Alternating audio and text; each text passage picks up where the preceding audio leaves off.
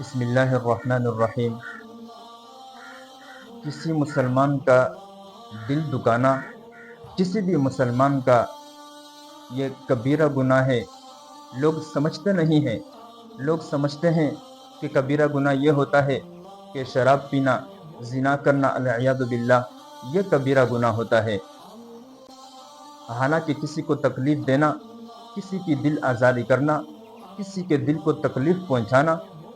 کسی کے دل کو توڑ دینا، یہ بھی کبیرہ گناہوں میں سے ایک گناہ ہے۔ اور حضور صلی اللہ علیہ وسلم نے ارشاد فرمایا ہے، المسلم من سلم المسلمون من لسانہ و یدہ، کہ مسلمان وہ ہے کہ جس کی زبان اور اس کے ہاتھ سے دوسرے مسلمان محفوظ ہو۔ لہٰذا اگر آپ کی زبان اور آپ کے ہاتھ سے دوسرے مسلمان محفوظ نہیں ہے، کسی مسلمان کی دل آزاری ہوئی ہے یا کسی مسلمان کے دل کو توڑا گیا ہے، تو پھر آپ مسلمان نہیں ہو سکتے۔ اس لیے کہ اس حدیث میں حضور صلی اللہ علیہ وسلم نے صاف کہہ دیا ہے کہ مسلمان وہ ہے جس کے ہاتھ اور زبان سے دوسرے مسلمان محفوظ ہو، اور جس کے ہاتھ اور زبان سے دوسرے مسلمان محفوظ نہ ہو تو وہ کامل مومن نہیں ہو سکتا۔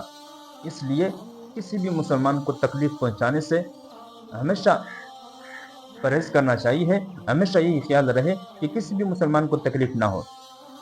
چاہے وہ آپ کے گھر کے افراد ہو، آپ کے والدین ہو، آپ کے بیوی بچے ہو، آپ کے پڑوسی ہو، آپ کے رشتہ دار ہو، آپ کے محلے والے ہو، کسی بھی مسلمان کو آپ کی طرف سے تکلیف نہ ہو۔ اگر کوئی آپ کو برا بھلا کہہ رہا ہے، کوئی آپ کو گالی دے رہا ہے، تب بھی آپ